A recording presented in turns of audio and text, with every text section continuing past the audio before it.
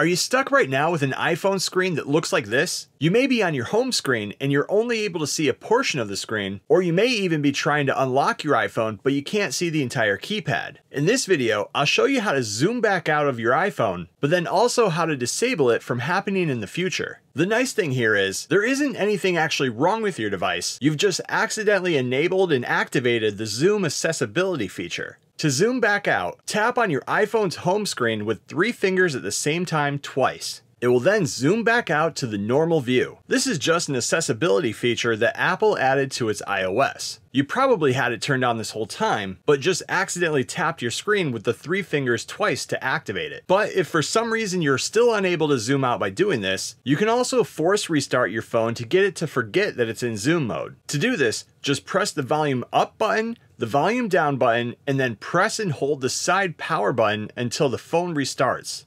Once your iPhone reboots, it should be back to normal. But if you never want this to happen again, let's look at how to disable the zoom feature. Once your phone is back to the normal home screen, open Settings. Inside of here, scroll down and then tap Accessibility. At the top, select Zoom.